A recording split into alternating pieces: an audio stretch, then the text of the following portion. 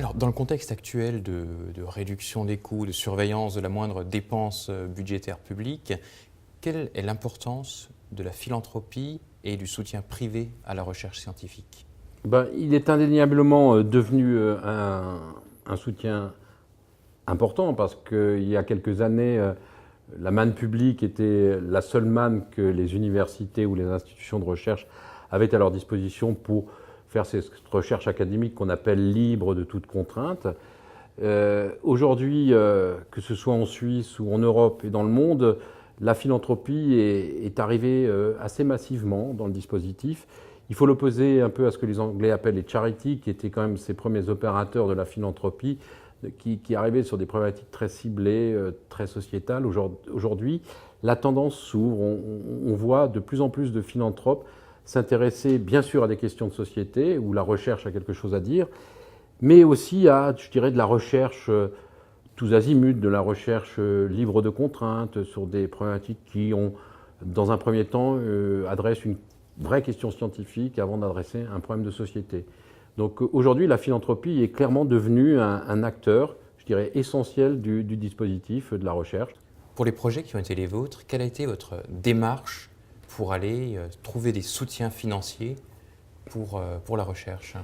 C'est un peu un problème de fait de poule. Le philanthrope ou celui qui a envie de financer de la recherche, il faut qu'il ait envie de venir vous voir. Donc, et puis vous avez envie que les philanthropes viennent vous voir et vous allez les démarcher. Et il n'y a pas de recette miracle. Il y a cette espèce de mayonnaise qui doit prendre à un moment donné. C'est très personnel en fait, très souvent. C'est pas, il y a ce côté institutionnel. Quand vous êtes à l'EPFL, vous êtes devenu un attracteur, donc les gens viennent naturellement. Mais c'est pas que ça. C'est aussi une relation entre les gens.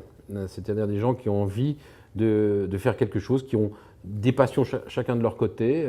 La passion du philanthrope pour un domaine de recherche ou un problème de société. Et puis cette passion de l'autre côté de prendre des risques, dans un certain sens, du côté académique, de prendre des risques et de les prendre ensemble avec un philanthrope, mais toujours dans ce monde où on se respecte, c'est-à-dire où on respecte les règles de fonctionnement de chacun. Et je crois qu'aujourd'hui, c'est là où il faut qu'on aille. Est-ce qu'il y a une pression différente quand le financement de son programme de recherche est issu de fonds venant de la philanthropie par rapport à des financements publics traditionnels? Est-ce qu'il y a une pression du résultat ou de chiffres qu'on pourrait amener? Il n'y a pas de pression. En tout cas, moi, dans les expériences de philanthropie que j'ai eues, je n'ai jamais, mais vraiment jamais souffert de ce problème. Il n'y a jamais de pression du philanthrope pour que le chercheur ait des résultats. Mais de toute façon, le chercheur, vous savez, c'est quand même un être très très indépendant. Et il est très rare qu'il se fasse dicter quelque chose quand il fait de la recherche. Et c'est ce qui fait sa force. Parce que si vous voulez être innovant, si vous voulez être créatif, ça se passe quand même dans un monde sans frontières, sans contraintes.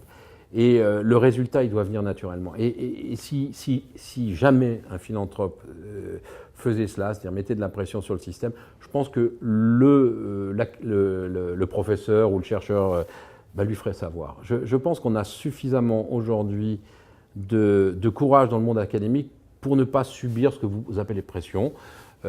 Moi, comme je le disais au début, je n'ai pas connu ça dans les expériences de philanthropie que j'ai eues parce que je pense que, comme je le disais, c'est un process de personnes et quand les personnes sont de bonne constitution, tout ça se passe remarquablement bien.